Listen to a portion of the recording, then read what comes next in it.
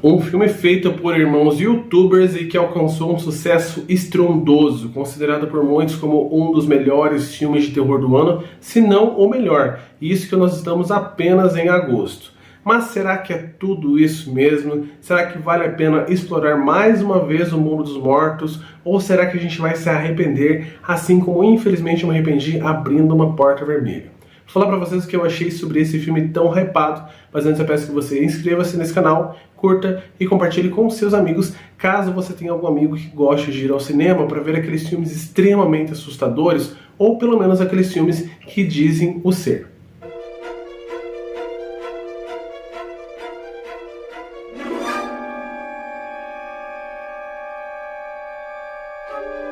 Tudo bem, pessoal? Meu nome é Diego Ferraz, sejam muito bem-vindos ao canal Cripteca e bem-vindos à crítica de um dos filmes que eu estava mais ansioso para ver esse ano e com toda certeza não sou só eu que estou nesse bonde. E esse filme é o Fale Comigo, ou Talk to Me. Filme esse que veio dirigido por Michael e Danny Filifou, que são dois irmãos gêmeos que produzem material para o YouTube, muitos voltados para o terror, mas a maioria para o lado cômico, para o lado mais voltado para paródia, e que chegaram meio que fazendo um grande estardalhaço, não era esperado com toda certeza. Esse filme rodou por diversos festivais, teve diversas avaliações positivas, principalmente no Rotten Tomatoes, que é aquela crítica do público, e chega então ao Brasil, chegou agora no dia 18 de agosto. Aqui a gente vai acompanhar a história da May, uma garota jovem que perdeu a sua mãe há um tempo por um modo muito trágico, muito drástico, e ela não está sabendo lidar com essa situação. Então ela está prestes a chegar à data do falecimento da sua mãe, está extremamente deprimida e ela fala para sua melhor amiga que ela gostaria de tentar falar com sua mãe de algum modo, e ela vê isso acontecendo numa espécie de reunião que alguns jovens estão fazendo, segurando a mão embalsamada de alguém que supostamente tinha poderes sobrenaturais e que agora essa mão é meio que um elo entre os dois mundos e as pessoas entram em transe vendo mortos. Claramente é uma ideia voltada para a brincadeira do copo. Quando ela chega lá, são um monte de jovens gravando aquela cena, daquelas pessoas pegando na mão e meio que se contorcendo. Afinal, eles falam, fale comigo, e posteriormente eles falam para esses mortos entrarem em seus corpos, e é nesses momentos que eles acabam falando algumas coisas, revelando outras, ou até mesmo mentindo, a gente nunca vai saber.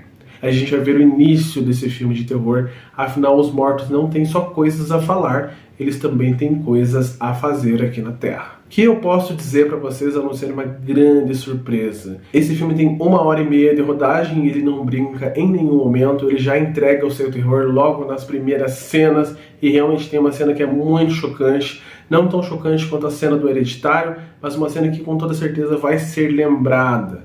Uma cena extremamente gráfica. Se você não gosta de gore, se você não gosta dessa coisa mais brutal, eu acho que não é um ponto válido para você, ou pelo menos assista e quando chegar essa cena, que você já vai imaginar, feche os olhos que talvez te incomode. Fora essa cena, tem toda a questão dos mortos e dessa dinâmica ritualística que esse filme nos apresenta, que com toda certeza é muito criativa e original. Eu falei sobre A Porta Vermelha porque foi um filme muito recente que tem essa ideia dos mortos, e tá vindo aí A Freira 2, e esses filmes sempre vão para o mesmo lugar, a gente já está muito habituado a esse tipo de narrativa, isso acaba sendo cansativo. O que resta são os jumpscares e a forma como esses jumpscares vão ser apresentados durante o filme.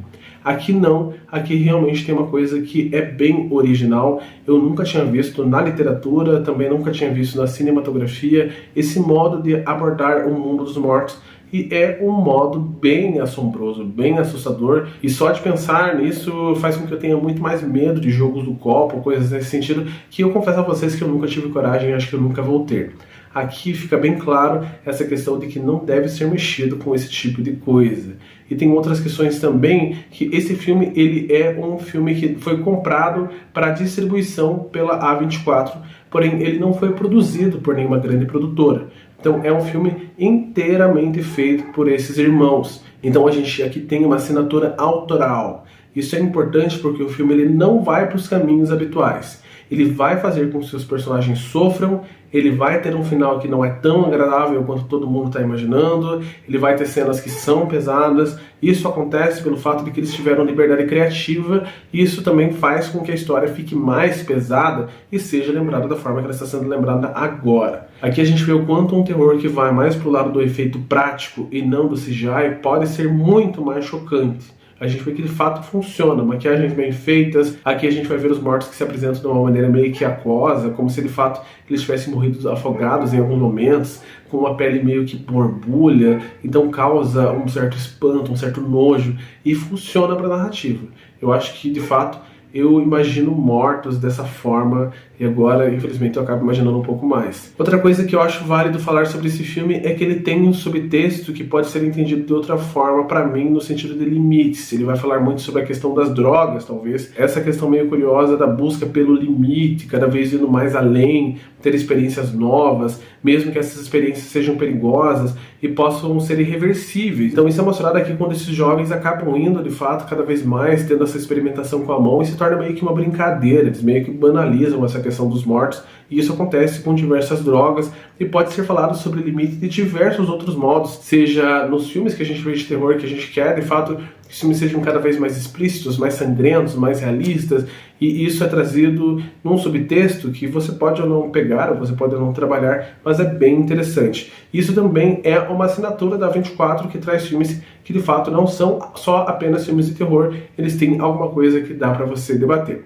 Então finalizo dizendo que, se você não viu ainda, corre nos cinemas, é com toda certeza um filme que vale muito a pena.